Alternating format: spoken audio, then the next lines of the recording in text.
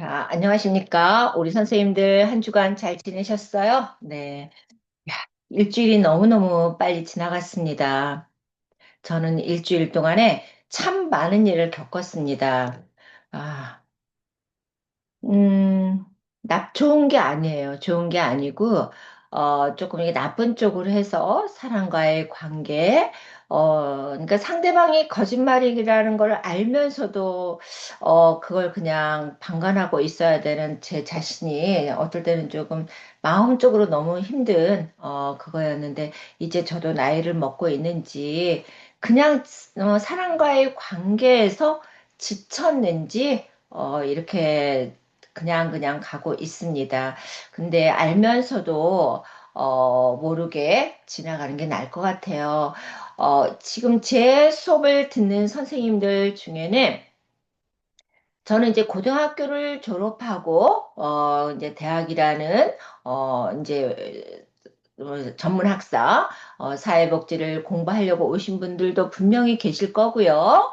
그리고 또 4년제를 졸업하고 다시 들어와서 어떤 경로를 통해서 또 이제 사회복지를 공부하시는 분들이 있을 거라고 봅니다. 그래서 제 지금 수업을 듣는 분들이 한 120명 정도 돼요. 그죠? 이 120명, 120명이 좀 넘을까요? 그죠? 이 분들이, 다양한 각층에서 일을 하시고, 다양한 필드에서 일을 하시는 분들이기 때문에, 제가 부족한 점이 있더라도, 우리 선생님들 이해하시고, 우리가 이제 더불어서 같이 간다는 개념으로 가시면 될 것 같습니다. 늘 제가 선생님들한테 얘기하죠. 저는 사회생활을, 제가 좀 눈물이 많아요. 사회생활을 안 한 게 가장 저한테는 컴플렉스인 것 같아요. 음, 사회생활을 했으면 이 사람한테 저 사람한테 치일 일이 없을 텐데, 아직까지도 사람을 잘 파악을 못 하겠습니다. 이걸 어떻게 하면 좋겠어요?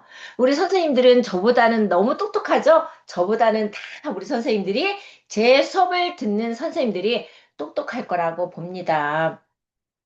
그래서 제가 이렇게 지나온 걸 보면, 사회생활 오래 하신 분들은 이 짬밥이라고 그러죠. 그 짬밥, 그 이 근육이 얼마만큼 쌓여 있을까. 그래서 항상 벽을 치고 사람들 만남으로써, 그들만의 리그에서, 이렇게 있는 것 같습니다. 그러니 저라는 사람은 사회생활도 안 해보고 늦게 공부해가지고 이렇게, 하고 있으니 얼마나 많은 사람들한테 이렇게 다치고, 그러겠습니까?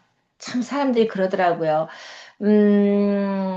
나하고 상관없는 것도 나랑 상관 있는 것처럼 말이 이렇게 막 커져서 이렇게 하고, 그래서 그 얘기를 전해 들을 때는 웃음밖에 안 나와요. 웃음밖에 안 나오고, 참 사람들이 그런가 보다. 그런가 보다 하면서, 그러니까 이제는 지쳐요. 제가 이 사람과의 관계에서. 이 최호정이라는 사람한테 뭔가를 얻어내려고 하는 사람들은 진짜 그 사람의 진 면목을 봐야 되는데, 진 면목을 못 보고, 그냥 얻어만 가려고 하고, 참 너무나 힘듭니다. 너무나 힘들고요. 우리 선생님들은 저와의 위치는 다를 거라고 봐요. 그래도 선생님들은 직장 생활을 하시면서 이렇게, 오신 분들도 계고, 저같이 주부 생활 하다가, 이렇게 누구의 권유로 해서 공부하신 분들도 있고요. 그래서 최근에 여러 가지 상황으로 참 저를 지치게 하는 일들이 많았습니다. 근데 이 또한 지나가리라. 그죠? 이 또 제가 좀 긍정적인 성격이에요. 어느 날부터 이렇게 긍정적인 성격으로 변했더라고요. 그래서 그리고 이제 선생님들한테 너무나 감사드리고요. 벌써 우리가 1차 시부터 벌써 13주차까지 왔습니다. 부지런히 왔습니다. 이 동원대가 참 이게 커리큘럼이 잘 짜여 있어요. 그래서, 야, 우리 교수님들도 학교 관계자분들도 너무나 친절하시고, 그죠? 참 인격적인 것 같아요. 인간적인 것도 그렇지만, 인격적으로 제가 보는 견해에서는 학생들을 인격적으로 대하고 있으면 늘 웃는 모습으로 대하는 모습을 보며 참 감사하다. 그래서 제가 동원대 발을 어떨게 들었지만 여기서 학생들과 참 잘 더불어서 가야겠다는 생각을 합니다. 제가 많이 부족해요. 부족하지만 선생님들한테 조력자의 역할, 촉진자의 역할을 하고자 합니다. 그래서 이제 다음 주는 그죠? 요번 주 말고 이제 벌써 다음 주는 기말고사예요. 기말고사. 열심히 달려와 주신 처음 학기에는 진짜 버버버버버벅 하고 이제 왔는데 이제는 조용해지면서 각자의 자리에서 열심히 해주는 우리 선생님들 너무나 감사드리는 말씀 또 한 번 전해드리고요. 그래서 이제 14장은 1차 시, 2차 시, 3차 시를 제가 해야 됩니다. 그래서 지금 사회환경 체계는 또 이렇게 짧아서 이걸 뭐 늘려서 막 하기보다는 30분, 30분, 제가 여태까지 40분, 40분, 40분 수업을 해왔거든요. 그런데 이제 30분, 30분, 30분으로 수업을 하고요. 그럼 이제 15장의 1차 시는 기말고사로 대처를 하고 2차 시, 3차 시는 제가 우리 선생님들한테 해주고 싶은 그런 수업으로 할 것입니다. 이 인간행동과 사회환경은 이게 진도가 다 끝났어요. 이번으로 진도가 다 끝났기 때문에, 기말고사는 지금, 이제는 그 2차, 3차 시는 제가 우리 선생님들하고 같이 공유할 수 있는 부분, 인생을 살아가면서 같이 공유할 수 있는 부분을 하겠습니다. 그래서 이번에 1차 시, 3차 시, 1차 시제, 3차 시는 40분씩 커트해서 제가 이제 수업을 진행한다는 걸 말씀을 드리고요. 자, 우리가 저번 시간에 한번 우리가 항상 복습을 하잖아요. 그죠? 복습을 합니다. 책의 이론, 그죠? 이 책의 이론. 선생님들 책을 가지고 계신 분들은 책을 보시고요. 책을 없는 분들은 그냥 한번 이렇게 귀로 들으시면 되겠습니다. 그래서 이 책의 이론에는 일반 책의 이론, 사회 책의 이론, 또 뭐가 있었어요? 기억나세요? 생태체계 이론. 그래서 351쪽에 보면은 일반 체계 이론은 체계를 구성하는 요소들의 속성, 그 다음에 이들 간의 복잡한 체계 간의 관계, 체계 내부는 상호작용의 특성을 설명한 거다. 그래서 이제 사회체계는 일반 체계의 관점을 적용해서 사회체계를 설명하는 이론. 따라서 개인과 환경 간의 적합성과 상호 교류 강조를 내 사회의 체계 이론이라고 볼 수 있습니다. 그러면 생태 체계 이론은 뭐가 있을까요? 일반 체계 이론 플러스 생태학 이론을 볼 수 있고요. 그래서 이제 생태 체계 이론은 인간과 환경 사이의 상호 보완성을 설명하는 이론으로 보고 또 일반 체계 이론의 핵심 개념들을 그대로 받아들이면서 일반 체계를 가진 한계점을 그죠? 일반 체계에 가지고 있는 그 한계점을 극복하기 위해서 생태적 관점을 도입한 게 생태체계 이론이라고 볼 수 있습니다. 그래서 이 생태체계 이론은 미시체계, 중간체계, 거시체계, 외부체계, 시간체계 이게 5개가 있었어요. 그죠? 그래서 이제 일반 체계 이론 이 개념은 이제 들어갔고요. 그래서 여기서 일반 체계에 있어서는 뭐가 있었어요? 경계, 개방 체계, 그죠? 폐쇄 체계, 그죠? 개방은 뭐야? 그들이 둘러싸고 있는 환경과 상호 교류하는 게 개방 체계죠. 폐쇄 체계는 다른 외부 체계들과 상호 교류도 없고, 교류할 수 없는 체계가 폐쇄 체계입니다. 혹시 선생님들, 기억나시나요? 여기서는 엔트로피, 체계 내 구성 및, 뭐 이렇게 채택하는 걸 엔트로피, 그 다음에, 넥트로피, 넥엔트로피 해가지고 나왔습니다. 그죠? 엔트로피, 넥엔트로피. 그 다음에 이제 대상 체계, 상위 체계, 하위 체계. 가족 체계, 하위 체계는 우리가 14장에서 이제 가족이 나와요. 가족, 집단, 사회가 나오는데 이 가족 체계, 하위 체계는 부부 체계, 부모, 자녀 체계, 형제 체계가 있습니다. 그래서 공유 영역, 혼론, 그죠? 혼론도 있었고요. 그 다음에 이제 엔트로피가 나왔었고요. 그죠? 그러니까 무질서 혼돈의 상태를 뭐라고 그랬습니까? 그러니까는 엔트로피 기억나셔요, 선생님들? 그죠? 체계 구성과의 상호작용이 상호작용이 어떻게 감소되는 거죠. 감소함에 따라서 그 유용한 에너지가 감소하거나 이게 서서히 무너지는 카오스, 혼돈의 상태로 되는 게 여기서는 엔트로피라고 했습니다. 그럼 내계 엔트로피는 뭐라고 그랬어요? 내계는 외부 체계로부터 외부 체계 외부로부터 에너지를 유입함으로써 그죠? 외부 체계에서 에너지를 좀 유입하죠. 근데 체계 내부에서 유용하지 않은 에너지, 즉 이용 불가능한 에너지가 감소되는 게 말해요. 그죠? 외부에서 에너지가 들어왔어. 여기서 불필요한, 그죠? 필요 없는 에너지가 없어지는 거, 감소하는 거, 이것을 넥 엔트로피, 역 엔트로피라고 했습니다. 그 다음에 이제 시너지, 에너지가 증가하는 게 시너지죠. 그죠? 그 다음에 호혜성. 호혜성은 뭐예요? 지금 한 체계에서 일부가 변화하면 그 변화된 일부가 어떻게 된다 해서 다른 부분들과 상호작용해서 어떻게 돼? 나머지 부분들도 변하게 된다는 거죠. 그죠? 어느 책 한 집단에서 한번 봅시다. 우리가 호혜성은 집단에서 이 갑순이라는 사람으로 해서 지금 이 집단이 부정적인 사람들만 모여있는 예를 들어 집단이다. 근데 이 갑순이는 너무너무 긍정적인 사람들이에요. 그죠?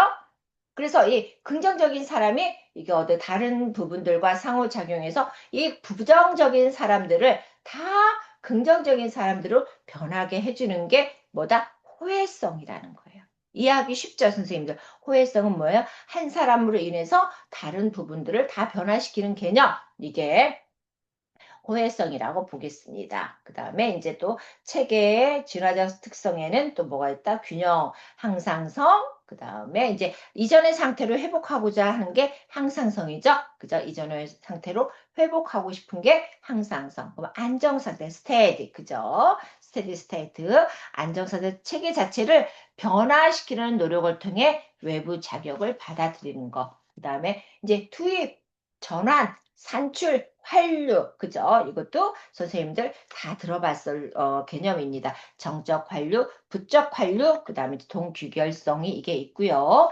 그 다음에 일반 체계 이론과 이제 여기서 생태 체계 이론은 뭐예요? 인간 발달 과정을 분석하는 가운데 체계론적 관점과 여기서 어떻게 체계론적 관점과 그 다음에 생태학을 확대해서 생태적 체계라는 용어를 사용하고 있다는 거죠. 그죠? 그래서 여기서는 생태 체계에서는 환경 속의 인간, PIE, 그래서 인간과 환경의 공유 영역 사이에서 일어나는 이러한 상호작용과 상호관계를 강조함으로써 환경 속의 인간을 강조한다. 그래서 이 생태적 체계에는 뭐가 있다 그래서 미시체계, 중간체계, 거시체계, 외부체계, 시간체계, 그죠? 선생님들 다 들어봤습니다. 저번 시간에. 그래서 이제 미시체계는 가정이나 가족이나 이런 사람들과 쉽게 마주볼 수 있는 공간에 있는 사람들 갖다가 우리가 미시체계라고 그래. 그러면 중간체계는 뭐예요? 개인이 이거 둘 이상의 환경. 집에서 어떻게 되겠어? 둘 이상의 환경이죠. 그러니까는 뭐 어떻게 되겠어요? 학교, 그죠?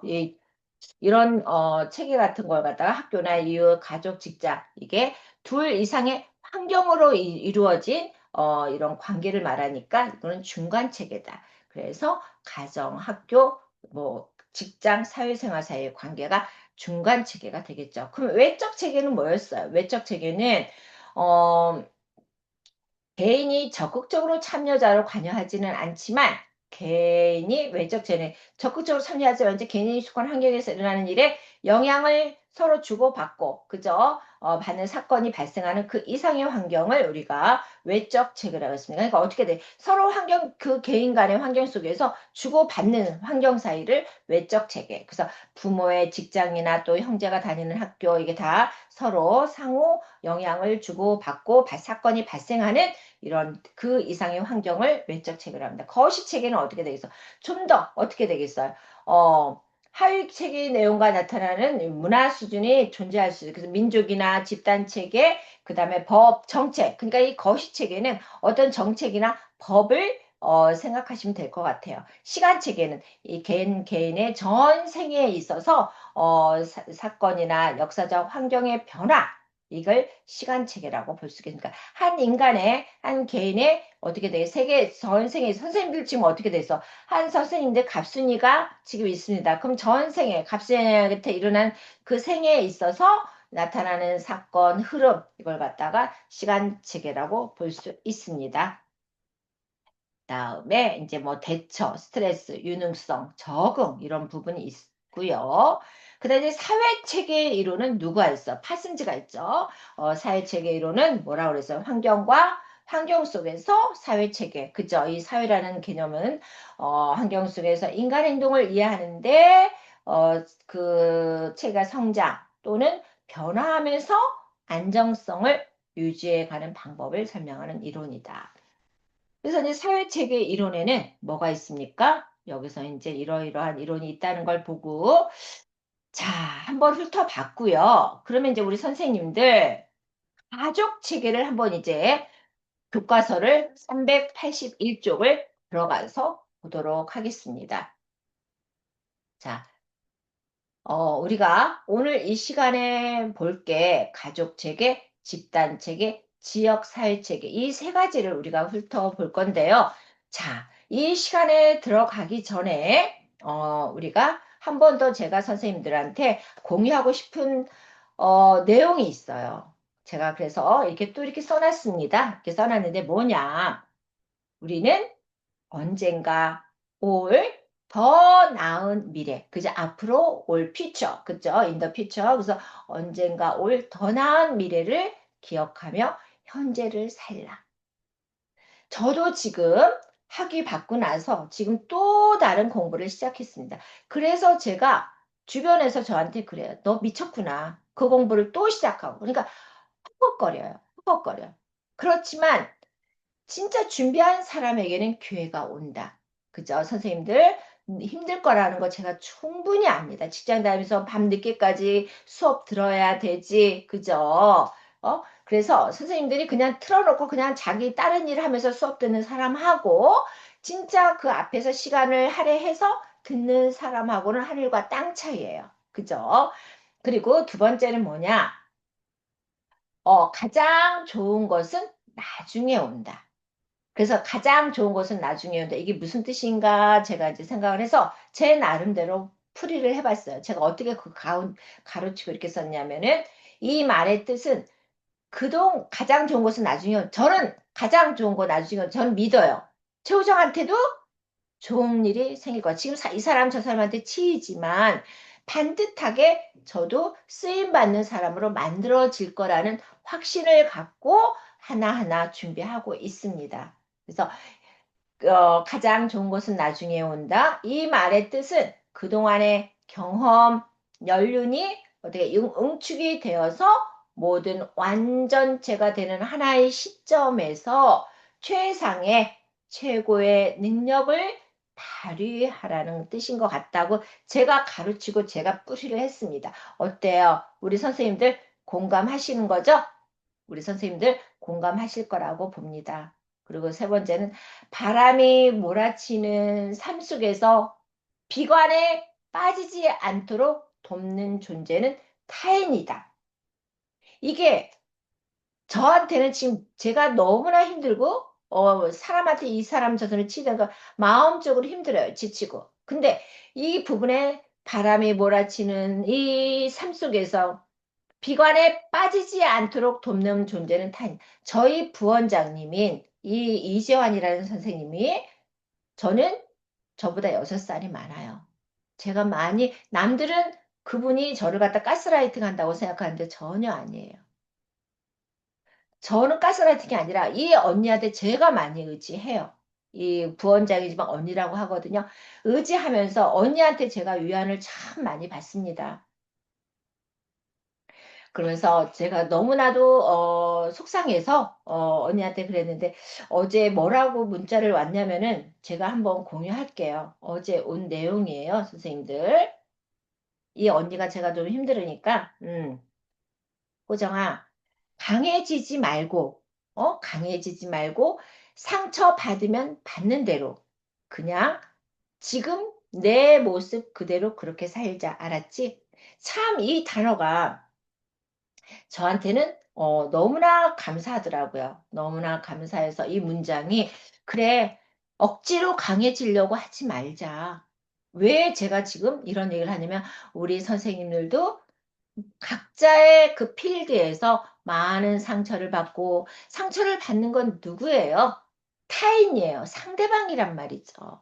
근데 그 중에서도 또 그 와중에도 상처를 치유해 주는 사람은 그 존재는 타인이라는 거죠. 내가 아니라 타인이라는 거죠. 그래서 우리 부원장이 이 언니가 그 언니는 서울에서 살거든요. 제가 수업 전에 조금 전에 전화를 했어요. 신림동 서울대입구에 사는데, 언니 뭐 해? 그랬더니, 남편은 이제 방송국 근무하니까 방송국 갔고, 지금 집안 청소하고 있다. 그래서 심심하면 와, 언니 심학산 가서 아구찜 먹자. 오후에 나 이거 수업, 동원대 수업 다 준비해놓고 갈 수는 있으니까 한번 보자. 그랬습니다. 그래서 우리 선생님들 지치고 힘들 때 내 옆에 나를, 이렇게 해서, 나한테 힘이 되는, 그런 분들과 함께 같이 나아가기를 바래요. 아셨죠? 선생님들 사랑합니다. 네, 얼굴은 다 기억은 나질 않지만 지금 그때 중간고사에 한 번씩 이렇게 얼굴을 뵀기 때문에 네, 기억은 가물가물하지만 지금 이렇게 스쳐갑니다. 선생님들 가정이나 사회나 선생님들 하는 일들이 늘 잘 되기를 바래요. 아셨죠? 그래서 이제 거의 이제 막바지 왔기 때문에 오늘은 가족 체계, 집단 체계, 지역사회 체계 들어가기 전에 가족 체계를 한번 봅시다. 이 가족이라는 게 뭐예요, 선생님들? 가족, 가족. 제가 오늘 신문 보고서요, 너무 마음이 아팠습니다. 한 가장이 와이프와 아들 둘, 고등학생 아들 둘 데리고 바다로 돌진을 했어요. 그런데 바다로 돌진했으면 시체가 네 구가 나와야 되는데 세 구밖에 없는 거예요. 그럼 뭐야? 운전을 한, 거기서 발견된 사람들은 와이프와 두 아들들이에요, 고등학생들. 다 시체로 돼버렸습니다. 한 가족입니다. 왜 자기 목숨을, 자기 목숨을 자기가 알아서 해? 왜? 죽으려면 혼자 하지. 왜 그 아들들까지 그 차가운 물속으로 이게 가족입니까? 아침에 신문 보고 나오면서 진짜 너무들 한다. 자기가 낳았다고 자기의 소유물이다? 전혀 아니거든요. 자기는 살아났어요. 도망갔어요. 이게 있을 수 있는 일입니까? 나는 너무나 진짜 그 아이들이, 그 고등학생 그 남자아이들이 누군지는 모르지만 어쩌면 이렇게 이런 반사회적인, 반윤리적인 이런 사건이 나는 진짜 너무나 가슴이 아팠습니다. 아요. 가족은, 가족은 뭐예요? 사회의 가장 기본적인 단위로 사회를 형성하는 기본적인 요소인 하나의 구성 요소죠. 또 생리적, 정서적인 욕구를 충족시켜주는 안식처가 돼야 되는 거예요. 생리적으로 정서적인 욕구를 충족시켜주는 안식처가 돼야 되는데 자기가 사업이 어때서 자기가 어때서 내가 힘들어서 그래 내 가족도 나도 죽고 다 죽이 이건 아니지 않아요. 그죠? 아마 선생님들도 기사를 보셨을 거라고 저는 생각을 합니다. 그래서 가족은 결혼이나 혈연, 입양의 관계로 결합되어서, 그죠? 입양, 가슴으로 낳는 겁니다. 우리 연예인들 보면은, 그죠? 대표적인 입양으로 잘 지금 성장하고 있는 애는, 어, 차인표? 차인표, 신혜라, 그죠? 그 커플이 어때요? 어렸을 때부터 입양을 해서 지금 너무나 가슴으로 낳은 아이라 해가지고 잘 키우고 있습니다. 사회 본보기가 되고 있는 거죠. 그래서 가족은 결혼이나 혈연, 입양의 관계로 결합되어 이 가족이라는 정체감과 유대감을 가지는 상호 의존적인 사람들로 정의되어 있다는 거죠. 자, 봅시다. 그러면 381쪽 가족을 하나하나 뜯어 봅시다. 현행 민법 제 779조에 따르면 가족의 범위를 기본적으로 자기 중심으로, 내 중심으로 해서 배우자, 형제, 자매, 직계, 혈족을 포함하면서 규정하고 있다. 또한 생계를 같이 하는 경우라면, 그죠? 같은 주거에서 같이 생계를 같이 하는 사람이라면 자기 직계 혈족의 배우자의 또 어떻게 돼? 배우자 직계 혈족, 배우자의 형제 자매까지도 어떻게 되겠어요? 가족 구성원을 한다는 거죠. 따라서 남녀의 결합을 전제로 하는 혼인, 그죠? 혈연. 그래서 혼인을 하면 어떻게 그 아이가 나오죠. 그래서 성결합을 전제로 하는 혼인이 있어야 성결합이 우리가 전통주의 사실은 혼인이 있어야 성결합, 그러니까 혼인이 있어야 성결합이 되는 거죠. 그 다음에 이제 가족이 생기는 거고. 그러나 이는 법률상으로 가족의 범위를 제시한 것으로 현실에 처한 가족의 상황과는 많이 다르다. 왜? 입양이 성으로 되어 있습니까? 아니죠. 가슴으로 낳은 아이잖아요. 혼인하고 상관이 없습니다. 따라서 가족의 형태는 매우 다양해서 한마디로 정의 내기는 어렵다. 그래서 그러나 전통적이고 협의의 가족은 지금 어떻게 되는지 협의의 가족은 혼인을 통해서 맺어진 남녀, 그들이 출생한 자녀로 구성이 되고 공통의 거주 공간에서 생활하는 집지다. 공통의 거주관, 같은 공간에서, 그죠? 그래서 가족의 정의는 현대 사회에 새롭게 등장한 다양한 가족 형태로 저 기러기 가족, 공동체 가족, 양부모 가족 등을 설명하지 못하고 있습니다. 이 지금 현대사의 새로운 가족 형태, 전통적인 가족의 정의는 그죠? 그래서 광의의 가족은 혈연의 기반, 광의 협의의 가족으로는 이게 지금 여기서 양부모 가족이나 뭐 기러기 가족이나 공동체 가족을 들어가지 않고요. 그러나 광의의 가족은 어떻다? 혈연에 기반한 특수한 관계나 공동 거주를 필수 요소. 그러니까 협의의 가족은 혈연에 의해서, 그 다음에 같은 공동 거주를 우리가 협의의 가족으로 한다면은 공동의 광의의 가족은 좀 더 넓은 의미, 그죠? 여기서, 그래서 이제 이러한 현상은, 그죠? 낮은 혼인율, 높은 이혼율, 저출산, 남성 중심 가족제도 등으로 인해 독신으로 살아가는 형태의 가족, 한부모 가족, 계부모 가족, 무자녀 가족, 맞벌이 가족처럼 구조적으로 다양한 가족들이 등장하고 있습니다. 그래서 이러한 가족 구조의 변화로 가족이란 개념이 얼마나 융통성이 있는 개념인지 알 수 있습니다. 자, 그러면 이 가족에서 보세요. 우리는 엄마, 아빠가 있어야만 이 혈연에 의해서 아이를 낳음으로써 하나의 그 가족으로 보고 있습니다. 그런데 여기서 아까 한부모 가족, 계부모 가족, 무자녀 가족, 맞벌이 가족, 이제 한부모 가족. 그리고 여기서 우리가 연예인 중에 사유리 있잖아요. 일본인. 그 사람이 결혼을 했습니까? 결혼을 하지 않았어요. 이 결혼을 하지 않고 정자를 택해서 아이를 낳는 엄마를 뭐냐면 초이스맘이라고 그래요. 전문 용어로 초이스맘. 내가 정자를 선택해서 내가 아이를 갖고 아이가 태어나는 게 이게 전문 용어로 초이스맘. 그런데 우리나라는 이 초이스맘이라는 게 지금 법률적으로는 열려있지 않는 걸로 보고 있습니다. 그 여자분들이 결혼하지 않고 애를 키우고 하고 싶어 하는 사람들이 참 많아요. 그죠? 결혼하기 싫고 애는 너무 이쁘니까 이게 애를 낳아서 키우고 싶어 하는데 우리나라는 법률적으로 허용이 됐잖아요. 그런데 사유리는 일본인이기 때문에 외국인이기 때문에 이게 그 미국 정자를 받아서 엄청 예쁘고 잘생겼잖아요. 그죠? 이렇게 해서 지금 하나의 가족을 이루고 있습니다. 그래서 가족은 여기서 결혼이나 혈연, 입양, 그래서 따라서 가족은 원래는 어떻다 지금